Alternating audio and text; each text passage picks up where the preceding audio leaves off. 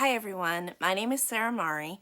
I'm one of the librarians at Portland Public Library in Portland, Maine, and I'm here today with another picture book to celebrate Women's History Month. Today we're going to be learning about Sophie Germain, who is a mathematician. In this book, Nothing Stopped Sophie, the story of unshakable mathematician Sophie Germain. This book is written by Cheryl Bardoe and illustrated by Barbara McClintock. This book is also published by Little Brown and Company. So let's go ahead and get started. You can see lots of math on the end pages. And on the title page, this beautiful drawing, and you can see the numbers floating down. Long ago in Paris, a young girl named Sophie Germain understood that math could do much more than measure lengths of silk and tally accounts in her father's shop. In those days, people scoffed at girls for thinking about anything more serious than hair ribbons or what music to play on the pianoforte. But nothing stopped Sophie. Telling Sophie not to think about math was like telling a bird not to soar. Ideas came to Sophie night and day. She sneaked out of bed to study math while others slept. Monsieur and Madame Germain worried that being smart would bring their daughter heartbreak and scorn. So they seized Sophie's candles, and they stopped lighting fires in her room, and they snatched away her warm dresses, desperate to make her stay tucked in bed. Still, nothing stopped Sophie. One morning, Sophie was found bundled in blankets asleep at her desk next to a pot of ink that had frozen solid. Finally, Sophie's parents let their daughter indulge her mathematical dreams. For a girl to become a mathematician would be impossible anyway. Sophie grew up during the French Revolution, when starving peasants rioted against rich kings and nobles who feasted on sausages, salads, and sweets. When the streets were unsafe outdoors, Sophie's parents kept her indoors. As cries for equality echoed from roof tiles, she cherished how math could make sense of the world. Math with its clear, simple laws, math with its strong sense of order, math which defines when the world is in balance. Curled up in her father's library, Sophie barely heard the distant cannons that rattled the shutters. Sophie discovered that mathematicians use numbers as poets use letters, as a language to question, explore, and solve the secrets of the universe. She read how ancient Greeks wrote equations that made the impossible possible. Water flowed uphill. A lone man pulled mighty ships ashore. A scholar measured the size of the earth. Sophie longed to become a mathematician and write such poems of her own. By the time Sophie was 19, the French Revolution had simmered down and it was safe to walk the streets of Paris again. Sophie wanted to attend a university, but no professor would read a woman's work, so she secretly acquired notes from math classes and sent in homework by mail. She signed her papers, Monsieur Leblanc.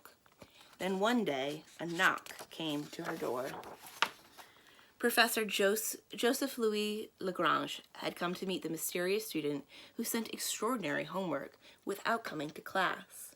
We'll never know who received the greater shock, Professor Lagrange, who could not have guessed that Monsieur Leblanc was a modest young woman in a ruffled blouse with dark hair and a topknot, and Sophie, who could not have imagined a visit from a world-famous scholar.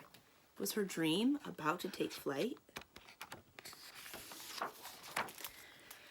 With Sophie's secret discovered, news of the girl prodigy rippled through Paris. Gossips couldn't imagine a girl so smart until they met her themselves, and soon Sophie's calendar swelled with dinner parties. She hardly knew what to say in these stuffy drawing rooms, surrounded by gawkers and finery. She ached to talk seriously about math, yet no mathematician would take on a young lady truly under his wing. Still, nothing stopped Sophie.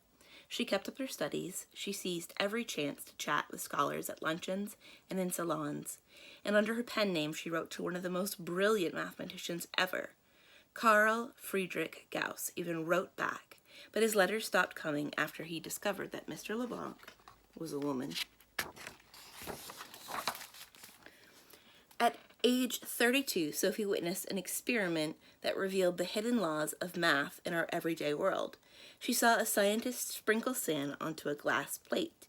As he rubbed a violin bow against the plate's edge, the vibrations shook the glass until it rang out with sound. Astonished, Sophie watched the sand dance across the plate. It formed circles, then diamonds, then figure eights. The higher the note, the more quickly the vibrations shook the plate, and the more intricate the sand's pattern became. Suddenly, Sophie realized that every hand knocking on a door, her own boots clicking along the cobblestones, every motion set vibrations surging through nearby objects, just as waves moved through water. The rest of Paris was agog, too. The prestigious Academy of Sciences offered a medal worth 3,000 francs to anyone who could find a mathematical formula that would predict patterns of vibration. This information could affect buildings, bridges, and who knew what else. How much vibration was too much? At what point would an object break? Academy scholars called the problem impossible. Their heads spun just thinking about the many ways vibrations might move an object. But nothing stopped Sophie. Just as math measures how a bird's wings move up and down during flight, Sophie knew that math could measure a surface moving up and down from vibration. She made her best guesses at what would affect this movement. Then she added and subtracted and multiplied and divided. Sophie spent 2 years trying numbers in different combinations to write her equations. Then she submitted her work to the Academy, and this time, Sophie used her own name. Sophie's work sent shockwaves through Paris. The contest had received only one entry, and it had come from a woman. Yet Sophie's solution was incorrect. When the Academy extended the contest, Sophie returned to her work. For 2 more works, she tested her predictions by vibrating sands on plates. Finally, after thousands of calculations, the sand moved just how Sophie's numbers foretold. Her equation was as precise and eloquent as a poem. Sophie submitted the only entry to the Academy again, but this time the scholars agreed the equation was correct, but they rejected her explanation for why it worked. Still, nothing stopped Sophie. She revised her research and submitted it to the Academy one more time. In 1816, Sophie Germain became the first woman to win a grand prize from the Royal Academy of Sciences. After 6 years, she had shaken the Academy enough to shatter its resistance. No one could deny that she was a mathematician now. The human spirit, she later reflected, requires more resources inside when the outside has less. After Sophie's work, mathematicians sought even better ways to predict vibration patterns. Eventually, their discoveries made it possible to build the Eiffel Tower in Paris and modern skyscrapers and lengthy bridges all over the world. Sophie is celebrated today because nothing stopped her. Her fearlessness and perseverance have inspired many people. Perhaps she will also inspire you. Here's more about science, or more about Sophie, and then it says, is this math or science? Explaining that math and science are closely interwoven. Here's an experiment about vibration and some of the books and sources that the author of this book used to write it.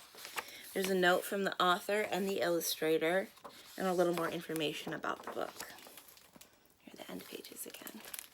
I hope you enjoyed this book, Nothing Stopped Sophie, about Sophie Germain, a mathematician.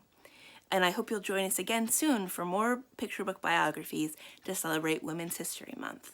My name is Sarah Mari. I'm one of the librarians at Portland Public Library in Portland, Maine. Thank you for listening. See you again soon. Bye.